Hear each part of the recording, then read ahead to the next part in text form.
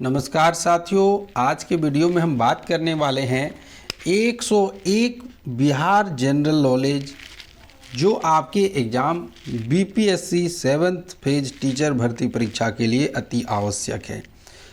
हम वीडियो की शुरुआत करेंगे 201 नंबर प्रश्न से और हम जाएंगे 301 तक। ठीक है, अगर आपने इससे पहले के पार्ट नहीं देखे हैं तो उसके लिंक हमने वीडियो के डिस्क्रिप्शन में डाल दिए हैं, वहां से आप देख लीजिएगा। और टोटल आपको मिलेंगे 700 प्रश्न। तो कुल 7 वीडियो, तो एक पहले ख़त्म हो गया, दूसरा अभी दे रहा, और कुल 5 वीडियो आएगा आपका बिहार जीके कंप्लीट करा दूंगा मैं। तो शुरुआत करते हैं 201 प्रश्न से। बिहार में प्रति 1000 पुरुषों पर महिलाओं की सबसे कम जनसंख्या वाला जिला है। कहने का मतलब कौन ऐसा जिला है जिसका लिंगानुपात सबसे कम है। ऑप्शन है आपकी Sitamarhi, option B Madhubani, option C Munger, option D Muzaffarpur. तो इसका सही जवाब है मुंगेर। मुंगेर में सबसे कम लिंगानुपात है। 101 201 के बाद अब हम देखते हैं 202 को। बिहार का वह जिला कौन सा है जहां महिलाओं की संख्या पुरुषों से अधिक है, यानी लिंगानुपात उसका ज़्यादा है। मुंगेर में सबसे कम है तो सबसे ज़्यादा कहाँ है? तो सबसे ज़्यादा है गोपालगंज में। कहाँ पर है? गोपालगंज में। अब हम देखते हैं 203 नंबर का सवाल। लॉर्ड सिन्हा ने 1921 में कहाँ के गवर्नर पद से त्यागपत्र दे दिया था? बंगाल, मद्रास, पंजाब या बिहार उड़ीसा? तो इसका सही जवाब है ऑप्शन नंबर डी, बिहार तथा उड़ीसा, क्योंकि उसमें बिहार उड़ीसा का ही भाग हुआ करता था। ये कब की बात है आप देख लीजिए, 1921 की बात है। 204 नंबर का सवाल है। पंचायत चुनाव कराने हेतु निर्णय किसके द्वारा लिए जाते हैं? केंद्र सरकार, चुनाव आयोग, जिला न्यायाधीश या राज्य सरकार? देखिए, निर्णय लिए जाते हैं राज्य सरकार के द्वारा और इसका क्रियान्वयन करता है चुनाव आयोग। 205 नंबर का सवाल है। निम्नलिखित में से कौन राज्य विधानमंडल का अंग नहीं है? देखिए, विधानसभा और विधान परिषद। अब जब द्विसदनात्मक अगर राज्य है तो उसमें विधानसभा और विधानमंडल भी होगा। अब यहाँ कह रहा है क्या राज्यपाल होते हैं, विधान परिषद होता है, विधानसभा भी होता है। विधानमंडल के अंतर्गत विधानसभा और विधान परिषद 2 होते हैं अगर द्विसदनात्मक है तो, लेकिन महाअधिवक्ता इसका अंग नहीं होता है। तो ऑप्शन नंबर बी हमारा सही जवाब हुआ। 206 नंबर का प्रश्न। किस आधुनिक शहर का पुराना नाम औदंतपुरी था? राजगीर का, पटना का, बिहार शरीफ का या गया का? तो औदंतपुरी था बिहार शरीफ का पुराना नाम। बिहार शरीफ का पुराना नाम क्या था? औदंतपुरी। 207 नंबर का सवाल। इंडिका का लेखक कौन था? इंडिका का लेखक था, आपको बताने हैं, विष्णुगुप्त, प्लिनी, मेगास्थनीज या डायमेक्स? तो इसका सही जवाब है मेगास्थनीज। 208 नंबर का सवाल। मेगास्थनीज ने भारतीय समाज को कितने श्रेणियों में विभाजित किया था? 4, 7, 6, 5? तो मेगास्थनीज ने भारतीय समाज को 7 श्रेणियों में विभाजित किया था। सवाल नंबर 209। नालंदा विश्वविद्यालय की स्थापना का युग है? मौर्य युग, पाल युग, गुप्त युग, कुषाण युग? तो नालंदा विश्वविद्यालय की स्थापना हुई थी पाल युग में, और इसके पाल युग के संस्थापक थे धर्मपाल। कौन थे? धर्मपाल थे, ठीक नहीं, गोपाल थे। पाल युग के संस्थापक कौन थे? गोपाल थे, और गोपाल का उत्तरवर्ती राजा आया धर्मपाल, जिसने नालंदा विश्वविद्यालय को संरक्षण दिया था। तो नहीं, एक सेकंड में फिर से 209 में मैं थोड़ा सा करेक्शन करूंगा। नालंदा विश्वविद्यालय की स्थापना किया था कुमारगुप्त प्रथम ने। याद रखिए, किसने? कुमारगुप्त प्रथम ने। मैं लिख देता हूं यहाँ पर, कुमार गुप्त प्रथम, कुमार गुप्त प्रथम ने किया था, ठीक है। और इसके बाद जब धर्मपाल आए, पाल वंश आया जिसकी स्थापना गोपाल ने की, तो उसके एक उत्तरवर्ती राजा हुए धर्मपाल, जिसने इसको संरक्षण प्राप्त हुआ था, ये नालंदा विश्वविद्यालय को। तो 209 का आंसर हो जाएगा गुप्त वंश। 210 नंबर का प्रश्न, विक्रमशिला शिक्षा केंद्र के संस्थापक का नाम क्या था? यानी विक्रमशिला विश्वविद्यालय की स्थापना किसने करवाई थी? तो ये करवाई थी धर्मपाल ने, ठीक है। वो था नालंदा और ये है विक्रमशिला, इसको किसने कराई थी? धर्मपाल ने कराई थी। 211 नंबर का सवाल, विक्रमशिला विश्वविद्यालय में किस विषय की पढ़ाई विशेष रूप से होती थी? बौद्ध धर्म, विज्ञान, तंत्र विज्ञान, खगोल। ये विक्रमशिला की बात हो रही है, तो यहाँ पर विशेष रूप से होती थी तंत्र विज्ञान की पढ़ाई। 212 नंबर का सवाल है कि महात्मा बुद्ध ने अपना प्रथम धर्म चक्र परिवर्तन किस स्थान पर दिया था? यानी प्रथम धर्म चक्र परिवर्तन का मतलब प्रथम उसने उपदेश दिए थे अपने साथियों को, जो शिष्य थे उनको, वो कब दिया था और कहाँ दिया था ये पूछा है। लुम्बिनी में, वैशाली में, पाटलिपुत्र में या सारनाथ में? तो महात्मा बुद्ध ने सबसे पहला उपदेश दिया था और धर्म चक्र परिवर्तन हुआ था उसका सारनाथ में। कहाँ पर हुआ था? उसने सारनाथ में किया था, ठीक है। अब यहाँ कह रहा है द्वितीय बोध संगति किसकी बात हो रही है? द्वितीय बोध संगति की। तो द्वितीय बोध संगति किसके शासक ने करवाई थी या किसके शासनकाल में हुआ था? अजातशत्रु, कनिष्क, अशोक मौर्य या कालाशोक? तो द्वितीय बोध संगति हुई थी कालाशोक के शासन के दौरान। पाटलिपुत्र में आयोजित तृतीय बौद्ध परिषद का संरक्षक, द्वितीय का कालाशोक था, अब तृतीय का बात पूछ रहा है, तृतीय का कौन था? तो तृतीय का ऑप्शन देख लीजिए आप, अजातशत्रु, अशोक, कालाशोक, मौर्य। तो तृतीय का था अशोक। कौन थे तृतीय का? अशोक। अगला प्रश्न है, चतुर्थ बौद्ध संगति का आयोजन किसके समय में हुआ था? चतुर्थ। तो चतुर्थ देखिए, पहला आपने क्या देखा? पहला आपने देखा कालाशोक, दूसरा देखा अशोक और तीसरा है कनिष्क। चतुर्थ कौन है? एक सेकंड, फिर से मैं बताता हूँ, फिर से मैं एक बार रिवीजन कर देता हूँ। देखिए, द्वितीय का कालाशोक, तृतीय का अशोक और चतुर्थ का है कनिष्क। चतुर्थ का कौन है? कनिष्क है, ठीक है। अब हम बात करेंगे 16 नंबर की सवाल की, ये वाला सवाल, पाटलिपुत्र में आयोजित तृतीय बौद्ध परिषद का संरक्षक कौन था? तृतीय का, ठीक है। तो तृतीय का अभी हमने आपको क्या बताया? अशोक। फिर से बात याद रखिएगा, द्वितीय का था कालाशोक, तृतीय का अशोक और चतुर्थ का कनिष्क था। चतुर्थ का कौन था? कनिष्क था। तो 216 का जवाब हो जाएगा अशोक। 17 नंबर, बिहार महान धार्मिक ग्रंथ का केंद्र है। तो देखिए यहाँ पर बिहार, अगर आप बिहार लेते हैं तो आपको यहाँ पर दरअसल होना चाहिए विहार। क्या होना चाहिए? विहार। और बिहार संबंधित किससे है? बौद्ध धर्मों से है। बिहार महान धार्मिक केंद्र किसका था? बौद्ध धर्म का। तो यहाँ पर देखिए, यहाँ आप बौद्ध देख पा रहे होंगे कि ये यहाँ पर छुपा हुआ है, ये बौद्ध घुसा हुआ।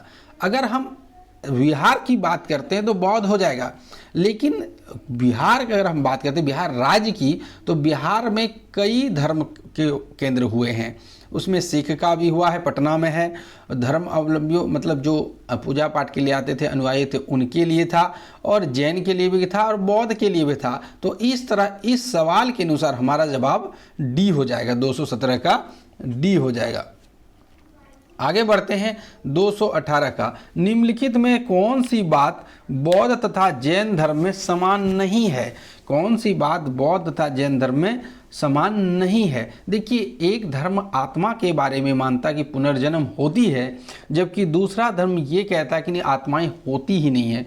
तो option number C is the right answer ये। अब हम आगे बढ़ेंगे, 19 का सवाल देख लेते हैं। महावीर जैन की मृत्यु निम्नलिखित में से कहाँ हुई थी? राजगीर में, समस्तीपुर में, पावापुरी में, रांची में? तो महावीर की मृत्यु हुई थी पावापुरी में। कहाँ हुआ था? पावापुरी में हुआ था। अगला सवाल है, जैन धर्म के प्रवर्तक महावीर स्वामी का जन्म कहाँ हुआ था। यानी महावीर स्वामी का जन्म आपसे पूछा जा रहा था, तो इसका जन्म हुआ है कुंडग्राम में। कहाँ हुआ है? कुंडग्राम में हुआ है। अगला सवाल है, देखिए दोस्तों, मैं स्पीड इसलिए खींच रहा हूँ क्योंकि 1 से 101 सवाल है और 101 सवाल तुरंत नहीं हो जाएंगे, उसमें समय लगेगा। तो मैं चाहूँगा जितना जल्दी आपका कंप्लीट करा दूँ। 221 नंबर का सवाल है, निम्नलिखित में से किस नगर में जापानियों ने विश्व शांति स्तूप का निर्माण कराया था। जापानियों ने कहाँ कराया था? तो ये कराया था राजगीर में। कहाँ कराया था? राजगीर में कराया था। नेक्स्ट सवाल है, जैन धर्म अवलंबियों का प्रमुख तीर्थ स्थल कहाँ पर है। पावापुरी में, पारसनाथ में, वैशाली में या ये सभी। तो जैन धर्म अवलंबियों का तीनों जगह है, तो इसलिए इसका सही जवाब ये सभी होगा। अगला सवाल है, बिहार में लगनी राग किस अवसर पर गाया जाता है। दिवाली के त्यौहार पर, जन्म उत्सव पर, अंतिम संस्कार पर या विवाह के अवसर पर। तो लगन क्या होता है? बिहार का एक रस्म होता है, लगन लाया जाता है। तो लगन जो लाया जाता है तो उसको हम क्या कहते हैं? उसमें जो गीत गाया जाता है उसको हम कहते हैं लगनी राग। उसको क्या कहते हैं हम? लगनी राग। तो ये विवाह के अवसर पर होता है। अगला सवाल है, प्रख्यात कवि विद्यापति कहाँ के निवासी थे। प्रख्यात कवि विद्यापति कहाँ के निवासी थे? तो ये महाशय हमारे मिथिला के निवासी थे। कहाँ के निवासी थे? मिथिला के। बिहार में फाग राग के गीतों की रचना किसने की है? नवल किशोर सिंह ने, रजा शाह ने, कवि विद्यापति ने कि बुकानन ने। तो इसकी रचना की है नवल किशोर सिंह ने। किसने की है? नवल किशोर सिंह ने। फाग राग की रचना किसने की है? नवल किशोर सिंह ने की है। अगला सवाल है, बिहार में मुख्यतः मिथिला व दरभंगा जिलों में लगनी राग किस समय गाया जाता है। अभी हमने लगनी राग के बारे में आपको कहा था, अभी तुरंत बताया। तो लगनी राग किसके समय में गाया जाता है? तो लगनी राग लगन के समय यानी विवाह के समय में गाया जाता है। अगला सवाल है, बिहार में पहली जनशताब्दी एक्सप्रेस रेलगाड़ी का शुभारंभ कब हुआ था। यानी बिहार में सबसे पहले जनशताब्दी एक्सप्रेस कब चली थी। तो ये चली थी 19 जून 2002 को। कब चली थी? 19 जून 2002 को। अगला सवाल है, बिहार राज्य के किस जिले को साक्षरता में उत्कृष्ट होने पर सत्येंद्र मित्रा साक्षरता पुरस्कार के लिए चुना गया। यानी कौन सा ऐसा जिला है जो अव्वल आया था साक्षरता के मामले में, इसलिए उसे पुरस्कार मिला है सत्येंद्र मित्रा साक्षरता पुरस्कार। तो ये था मुजफ्फरपुर जिला। कौन था? मुजफ्फरपुर जिला। अब देखते 229 का सवाल, बिहार में जयप्रकाश नारायण अखिल भारतीय आयुर्विज्ञान संस्थान किस शहर में है। भागलपुर में, गया में, मुजफ्फरपुर में, पटना में। तो इसका सही जवाब है पटना में। कहाँ पर है? पटना में है। अगला सवाल है, अशोक चक्र प्राप्त करने वाला पहला बिहार का व्यक्ति, यानी वो कौन ऐसे बिहारी हैं जो पहले बिहारी जिन्हें अशोक चक्र मिला है। और अशोक चक्र मिला है तो वो व्यक्ति का नाम आपको बताने हैं। ये है रवि स्वरूप धवन, राजेश बालिया, दीपक कुमार सेन या रणधीर वर्मा। तो ये इसका सही जवाब है रणधीर वर्मा। किसको मिला है? ये रणधीर वर्मा को मिला है। अगला सवाल है, भगवान महावीर यानी जैन धर्म के प्रवर्तक भगवान महावीर का देहावसान बिहार में कहाँ पर हुआ है। पावापुरी में, मनेर में, पूर्णिया में या राजगीर में। तो इसका देहावसान हुआ है पावापुरी में। कहाँ पर हुआ है? पावापुरी में हुआ है। अगला प्रश्न है, बिहार में सर्वप्रथम किस बैंक की स्थापना हुई थी। तो बिहार में सबसे पहले इलाहाबाद बैंक की स्थापना हुई थी। किस बैंक की स्थापना हुई थी? इलाहाबाद बैंक की स्थापना हुई थी। अगला सवाल है, बिहार में सबसे पहले किस स्थान से नवपाषाण युगीन अवशेष प्राप्त हुए हैं। बोधगया से, पूर्णिया से, गोलघर से या चिरांद से। तो इसका सही जवाब है चिरांद। अब आपको कमेंट करके बताने हैं कि चिरांद किस जिला में आता है? आपका सवाल है कि चिरांद किस जिला में आता है। आपको जिला का नाम हमें कमेंट करके बताना है। अगर आप देखते हैं कि आप में से कितने लोग सही जवाब इसके देते हैं। चिरांद के आपको बताने हैं चिरांद किस जिला में है। अगला प्रश्न है, वास्तुकार महगोविंद किस शासक के दरबार में था? अशोक, अजातशत्रु, बिंबिसार, शिशुनाग। 234 नंबर का सवाल है ये, और इसका सही जवाब है बिंबिसार के दरबार में था। अगला है, प्रथम बौद्ध संगति का आयोजन कब हुआ था? प्रथम बौद्ध संगति का आयोजन कब हुआ था? 1115 ईस्वी पूर्व, 227 ईस्वी पूर्व, 483 ईस्वी पूर्व, 315 ईस्वी पूर्व। तो इसका सही जवाब है ऑप्शन नंबर सी, 483 ईस्वी पूर्व में हुआ था प्रथम बौद्ध संगति। दूसरा है सवाल, नेक्स्ट देखते हैं, किस शासक ने मगध राज्य को एक साम्राज्य का गौरव प्रदान किया? बिंबिसार ने, अजातशत्रु ने, चंद्रगुप्त ने, अशोक ने। तो इसका सही जवाब है 236 का ए, बिंबिसार ने। किसने किया था ये? तो बिंबिसार ने, और इसके पुत्र थे अशोक। चंद्रगुप्त, बिंबिसार और इसके पुत्र थे चंद्रगुप्त मौर्य। तो बिंबिसार ने मगध राज्य को एक साम्राज्य का गौरव प्रदान किया।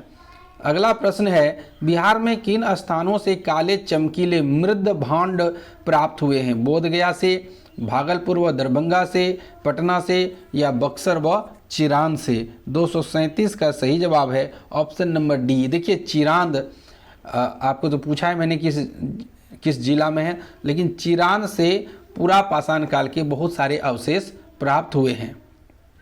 बिहार में तुर्क शासन का युग कब शुरू हुआ था? तुर्क शासन का युग कब शुरू हुआ था? 1345 में, 1432 में, 1103 में, या 1203 में। तो इसका सही जवाब है 1203 में। और यहाँ पर बख्तियार खिलजी ने सफल आक्रमण किया। तो उसने कई बार आक्रमण किया, लेकिन 1203 में ही उसे सफलता मिली थी।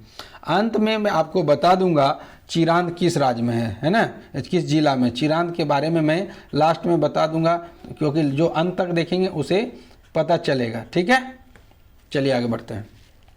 अगला सवाल है, बिहार में किसको बिहार शरीफ कहते हैं? यानी बिहार शरीफ का पुराना नाम क्या है, ये आपसे पूछा जा रहा है। तो बिहार शरीफ का पुराना नाम आपको बताने हैं। वैशाली है, बोधगया है, उदंतपुरी है, या पाटलिपुत्र है। तो इसका सही जवाब है उदंतपुरी। उदंतपुरी को ही बिहार शरीफ कहा जाता था। अगला सवाल है, बिहार में से 2 यक्ष की मूर्तियां प्राप्त हुई है। यक्ष बोलिए या यक्षनी बोलिए, इसकी मूर्तियां प्राप्त हुई है बिहार से। वो कहाँ से मिली है, ये आपसे पूछा जा रहा है। आपको बताने हैं वैशाली से मिली है, अंग से मिली है, मिथिला से, या पाटलिपुत्र से। तो ये मिली है पाटलिपुत्र से। कहाँ से मिली है? पाटलिपुत्र से मिली है ये।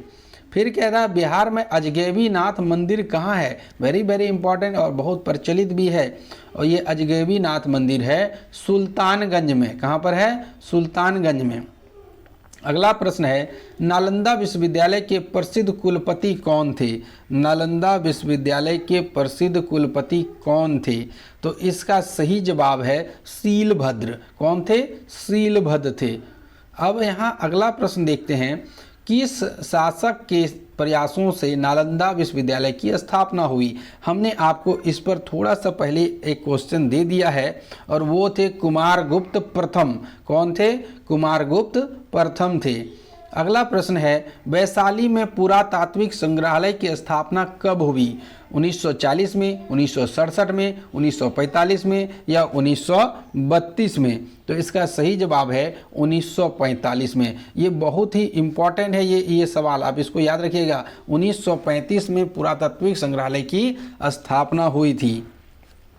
अगले प्रश्न की ओर चलते हैं। अगला प्रश्न है बोध गया में पुरातात्विक संग्रहालय की स्थापना कब हुई थी। देखिए यहाँ पर कह रहा है आपको वैशाली में और यहाँ पर कह रहा है आपको बोध गया में। तो बोध गया में 1956 में हुआ था। कब हुआ था? 1956 में हुआ था। अगला प्रश्न है बिहार राज्य में चंद्रभारी संग्रहालय दरभंगा की स्थापना कब हुई थी। यानी दरभंगा में संग्रहालय की स्थापना कब हुई थी, ये पूछा जा रहा है आपसे। तो इसका सही जवाब है 1957 में हुई थी। अगले प्रश्न की ओर चलते हैं। अगला प्रश्न है गया संग्रहालय की स्थापना कब हुई थी। तो गया संग्रहालय की स्थापना 1970 में हुई थी। कब हुई थी? 1970 में हुई थी। इसके बाद फिर आपसे कहा जा रहा है कि नवादा संग्रहालय की स्थापना कब हुई थी। नवादा संग्रहालय की स्थापना 1974 में हुई थी। कब हुई थी? 1974 में हुई थी। अगला प्रश्न है कि बिहार में बुद्ध की तांबे की मूर्ति कहाँ से प्राप्त हुई है। वैशाली से, बोधगया से, दीदारगंज पटना से या सुल्तानगंज, यहाँ पर क्या होगा? सुल्तानगंज नहीं, सुल्तानगंज भागलपुर से। तो तांबे की बुद्ध मूर्ति प्राप्त हुई है सुल्तानगंज भागलपुर से। ये हमारे आसपास का इलाका, इसे बहुत ज़रूरी है याद रखना। अगला कह रहा सवाल कि बिहार की चक्रवर्ती देवी किस शैली की प्रमुख चित्रकार थी। तो चक्रवर्ती देवी थी मंजूषा शैली की। किस शैली की थी? मंजूषा शैली की थी, याद रखिएगा। अगला है बिहार में Arabic and Persian research institute कहाँ पर स्थित है। ये सवाल आपसे पूछा जा रहा है 251 नंबर में। तो देखिए अधिकतर इंस्टीट्यूट की जब बात आएगी ना, आप मोटा मोटी याद रखिएगा। आपको कुछ याद ना रहे आप पटना याद रख लीजिएगा, क्योंकि पटना में ये हुआ था स्थापना। 1 मिनट किधर चला गया? हाँ, यहाँ पर 251 नंबर का सवाल, इसका सही जवाब है पटना। अब आपसे पूछ रहा है मिथिला संस्कृत विद्यापीठ की स्थापना कब हुई थी। मिथिला संस्कृत विद्यापीठ की स्थापना आपसे पूछा जा रहा था है, तो ये इसका सही जवाब है 1951 में। मिथिला संस्कृत विद्यापीठ की स्थापना कब हुई है? तो इसका सही जवाब है 1951 में है। अब हम बढ़ेंगे 53 नंबर के सवाल की ओर। बिहार राज्य के उत्तर दिशा में कौन सा देश है। देखिए बिहार राज्य का जब आप नक्शा देखेंगे तो उत्तर में आपको पड़ेगा नेपाल। उत्तर में कौन पड़ेगा? नेपाल। आप अगर लेफ्ट साइड जाएंगे, लेफ्ट साइड हमारा किधर हुआ? पश्चिम में, तो आपको पड़ेगा उत्तर प्रदेश। और अगर आप राइट साइड यानी पूरब दिशा की ओर जाएंगे तो आपको मिलेगा पश्चिम बंगाल, और नीचे मिलेगा आपको झारखंड, और नीचे से थोड़ा सा अगर कोना की तरफ जाएंगे तो आपको छत्तीसगढ़ मिलेगा। ये मैंने आपको बिहार की चौहद्दी बता दी। तो उत्तर में कौन सा देश है? देश की बात पूछा जा रहा है, तो देश की बात में कौन आएगा? नेपाल आएगा। ठीक है। अगला प्रश्न है निम्नलिखित में से कौन सा राज्य बिहार राज्य के पूर्व में स्थित है। हमने अभी आपको क्या कहा? पूर्व में कौन है? तो पूर्व में है पश्चिम बंगाल। कौन है? पश्चिम बंगाल है। पूर्व में कौन है? पश्चिम बंगाल है। आगे बढ़ते हैं। अगला सवाल है बिहार में मगध विश्वविद्यालय कहाँ है। बिहार में मगध विश्वविद्यालय कहाँ है? तो मगध विश्वविद्यालय है बोधगया में। कहाँ पर है? बोधगया में है। ऐसा नहीं कि हर चीज़ पटना में ही हो। मगध विश्वविद्यालय कहाँ पर है? बोधगया में। बोधगया में मगध विश्वविद्यालय की स्थापना कब हुई थी? ये आपसे अगला सवाल पूछा जा रहा है 256 नंबर में। तो ये हुई थी 1962 में। कब हुई थी मगध विश्वविद्यालय की स्थापना? तो 1962 में। अब आपसे कहा जा रहा है राजेंद्र कृषि विश्वविद्यालय कहाँ पर है। पूसा समस्तीपुर, मधेपुरा, कंकड़बाग पटना या दरभंगा में। तो ये 257 नंबर का सवाल का सही जवाब है पूसा भी कहते हैं। राजेंद्र कृषि विश्वविद्यालय को पूसा, पूसा एक जगह का नाम है, और ये कहाँ पर है? समस्तीपुर जिला में है। सवाल नंबर देखते हैं अगला हम 58 का। तो बिहार में इंदिरा गांधी खुला विश्वविद्यालय कहाँ पर है? तो आप वही वाला ट्रिक लगाइए। इंदिरा गांधी खुला विश्वविद्यालय कहाँ पर है? तो ये है पटना में, यानी इग्नू जिसको हम बोलते वो। फिर अगला है 259 का कि भूपेंद्र नारायण मंडल विश्वविद्यालय कहाँ पर है। भूपेंद्र नारायण मंडल विश्वविद्यालय कहाँ पर है? तो ये है मधेपुरा में। याद रखिएगा मधेपुरा में है भूपेंद्र नारायण विश्वविद्यालय।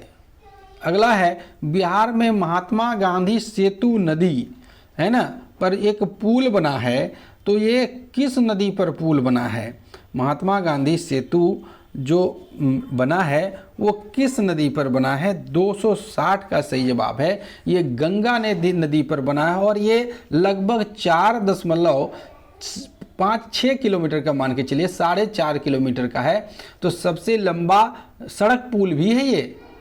अगला है 261 नंबर का सवाल, मगध की राजधानी किसने किया था? मगध की राजधानी राजगीर का निर्माण किसने, अच्छा राजगीर का निर्माण किसने किया था? तो मगध की राजधानी किसने बनाई थी? ये बनाई थी बिंबिसार ने, याद रखिएगा, बिंबिसार ने बनाई थी, ये भी याद रखिएगा।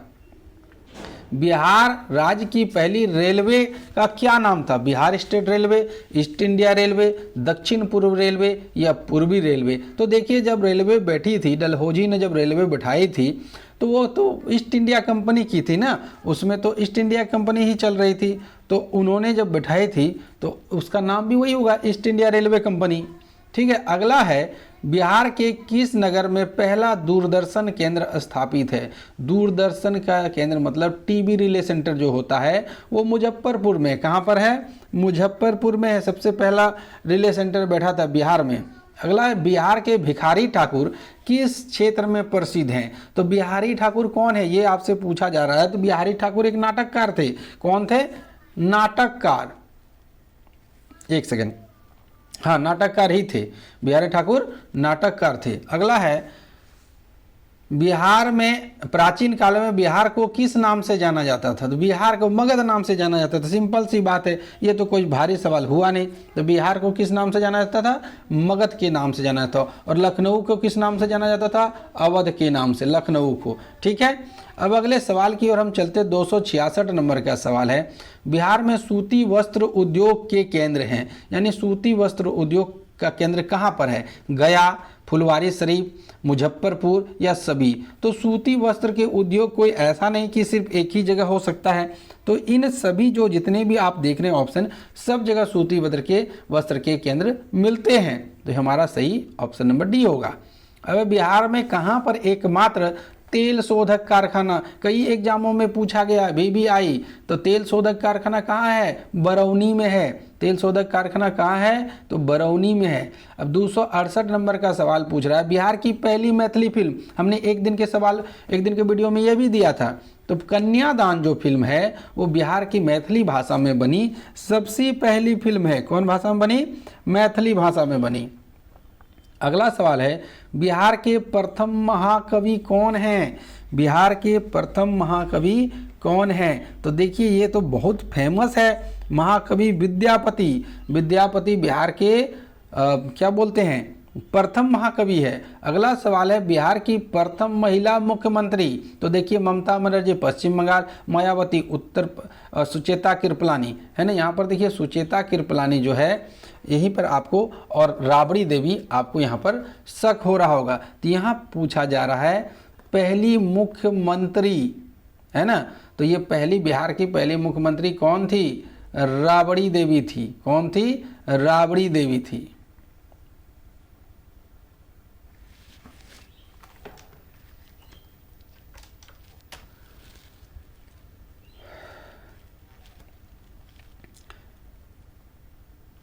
अब हम अगले सवाल की ओर चलते। कितना तक हो गया? तो 270 तक हो गया।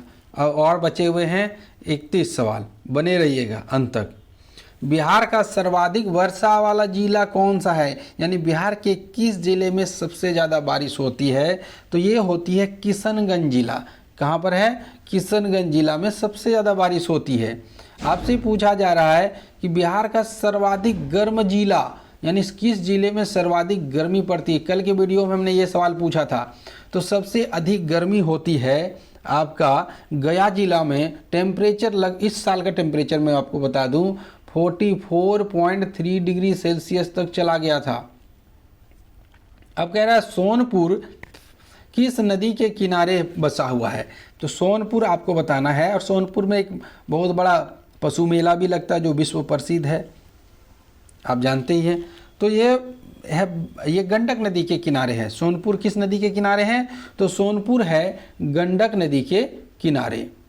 अगला है बिहार में गया किस नदी के तट पर है? वेरी वेरी इंपॉर्टेंट सवाल, गया किस नदी के तट पर है? तो गया फल्गु नदी के तट पर है और पिंडदान के लिए लोग वहां जाते हैं। अगला सवाल है, बिहार के किस जिले में डोलोमाइट के खनिज पाया जाता है? डोलोमाइट, है ना। इसका सही जवाब है भोजपुर। बिहार के भोजपुर जिले में डोलोमाइट खनिज पाया जाता है। डोलोमाइट एक अयस्क है। अगला है, महात्मा गांधी के ने प्रथम सत्याग्रह बिहार के किस स्थान में शुरू किया था? तो सबको पता है 1917 में महात्मा गांधी ने पहला चंपारण विद्रोह, जिसको हम नील विद्रोह भी कहते हैं, नील विद्रोह या तिनकठिया प्रणाली भी कहते हैं। तिनकठिया प्रणाली यानी कहता था कि 20 कट्ठा में 3 कट्ठा आपको नील की खेती करनी है, यानी कि लगभग 15% में आपको नील की खेती करनी है। तो सबसे पहला सत्याग्रह किस स्थान पर शुरू किया था? तो चंपारण पर शुरू किया था। 277 नंबर का सवाल, बिहार के समाचार पत्रों में सबसे पहले प्रकाशित होने वाला समाचार पत्र कौन सा था? अमृत बाजार, द इंडियन नेशनल या आर्याव्रत या आज? तो इसका सही जवाब है अमृत बाजार पत्रिका। अगला है, 28वें बिहारी पुरस्कार के लिए किसे चुना गया है? 28वें बिहारी पुरस्कार के लिए किसे चुना गया है? ये है आपका सवाल। विराट वशिष्ठ को, मनीषा कुलश्रेष्ठ को, अनुजा भंडारी को या विष्णु दत्त को? तो इसका सही जवाब है 278 नंबर का सही जवाब है मनीषा कुलश्रेष्ठ को। किसको चुना गया है? मनीषा कुलश्रेष्ठ को। फिरंगिया गीत किसने लिखा है? फिरंगिया गीत किसने लिखा है? 279 नंबर का प्रश्न आपसे ये पूछ रहा है। तो प्रिंसिपल मनोरंजन प्रसाद सिंह, रघुवीर नारायण, गोपाल सिंह नेपाली, इनमें से कोई नहीं। तो प्रिंसिपल मनोरंजन प्रसाद सिंह ने फिरंगिया गीत लिखी है। अगला है, बटोहिया गीत किसने लिखा है? प्रिंसिपल मनोरंजन द्वारा, रघुवीर नारायण द्वारा, कविवर नेपाली द्वारा, इनमें से कोई नहीं। तो 280 का जो ये है सही जवाब वो है रघुवर नारायण द्वारा। फिरंगिया लिखा है प्रिंसिपल ने, प्रिंसिपल देखिए प्रिंसिपल मनोरंजन प्रसाद सिंह ने, और बटोहिया लिखा है रघुवर नारायण ने। विद्यापति के नचारी में किसकी स्तुति की गई है? तो विद्यापति के नचारी में शिव की स्तुति की गई है। किसकी स्तुति की गई है? शिव की स्तुति की गई है।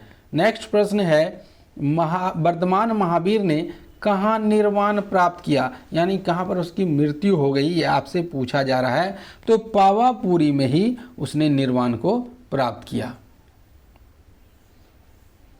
पावापुरी। नेक्स्ट प्रश्न है, मखदुम कुंड कहाँ पर स्थित है? हमने कई वीडियो में इसकी चर्चा की है। मखदुम कुंड स्थित है राजगीर में। कहाँ पर स्थित है? राजगीर में है मखदुम कुंड। ये भी याद रखिएगा आप, ये पूछा गया सवाल है।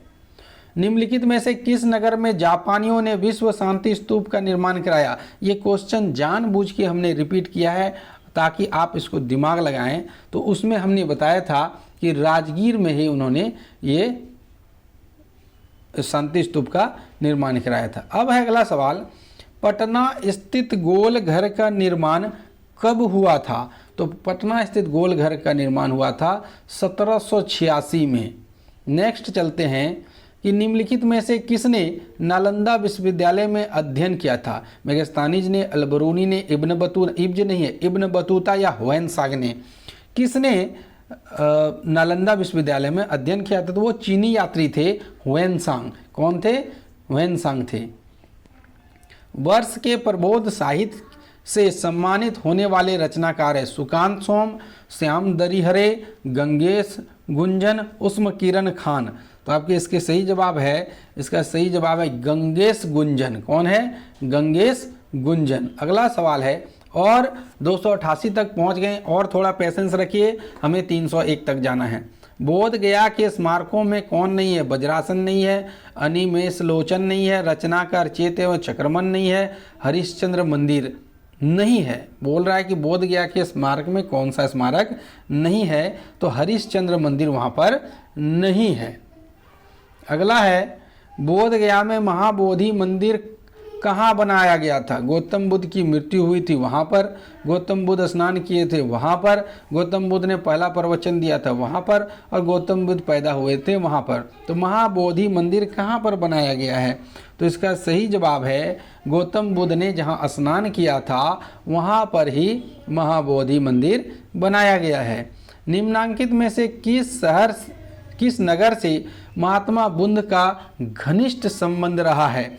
तो महात्मा बुद्ध का घनिष्ठ संबंध रहा है, राजगीर में भी वे रहे हैं, बोधगया में भी रहे हैं और वैशाली में रहे। तो इन सभी से उनका घनिष्ठ संबंध रहा है। अगला प्रश्न है, गौतम बुद्ध को ज्ञान की प्राप्ति कहाँ हुई थी? सारनाथ में, कुशीनगर में, जिब्रिग्राम में या बोधगया में? तो इसको बोधगया में ही ज्ञान की प्राप्ति पीपल वृक्ष के नीचे हुई थी, जिसको बोधि वृक्ष भी कहा जाता है। अगला है कि जैन धर्म के 12वें तीर्थंकर पुष्यपूज्य की जन्मस्थली को क्या कहा जाता है? वैशाली, चंपा, पटना या गया? तो इसे कहा जाता है चंपा। अगला प्रश्न है, निम्न में से कौन सा महाजनपद वर्तमान बिहार के क्षेत्र में नहीं था? यानी कौन सा महाजनपद वर्तमान बिहार के क्षेत्र में नहीं था? वत्स, बज्जी, मगध या अंग? 293 का सही जवाब है वत्स। वत्स महाजनपद बिहार के क्षेत्र में नहीं था। अगला है 294 नंबर का प्रश्न, बिहार का कौन सा राज्य उत्तर वैदिक काल का एक महत्वपूर्ण राज्य था? विदेह, मगध, अंग या बज्जी? तो 294 का सही जवाब है मगध। कौन सा सही जवाब है? मगध है। बिहार सहित पूर्वी भारत में आर्यों के विस्तार में सहायक था? कृषि का विस्तार, व्यापार का विस्तार, साम्राज्य का विस्तार या लोहे का उपयोग? यानी कौन ऐसा कार्य था जिसकी वजह से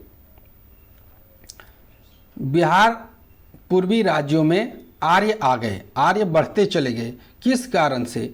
तो यहाँ पर लोहे का उपयोग के कारण से वो आगे बढ़ते चले गए थे।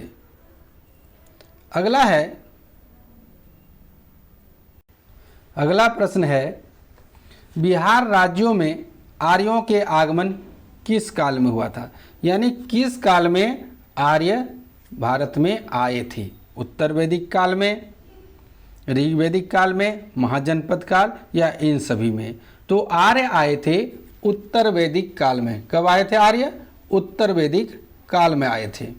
अगला प्रश्न है, बिहार के चिरांद एवं चेचर से किस युग के अवशेष मिले हैं? तो देखिए, पूरा पाषाण काल, तो पूरा पाषाण काल को ही क्या जाता है? पूर्व प्रस्तर काल कहते हैं। मध्य पाषाण काल को मध्य प्रस्तर काल, मध्यवर्ती प्रस्तर काल और नव पाषाण काल को नव प्रस्तर काल कहते हैं। तो 97 का सही जवाब है डी। 98 का राजनीति रत्नाकर पुस्तक के लेखक कौन है? 298 का प्रश्न है, राजनीति रत्नाकर पुस्तक के लेखक कौन है? ऑप्शन आपके हैं चंदेश्वर, विद्यापति, ज्योतिरेश्वर, हरि ब्रह्मदेव। तो इसका सही जवाब है ऑप्शन नंबर ए, चंदेश्वर।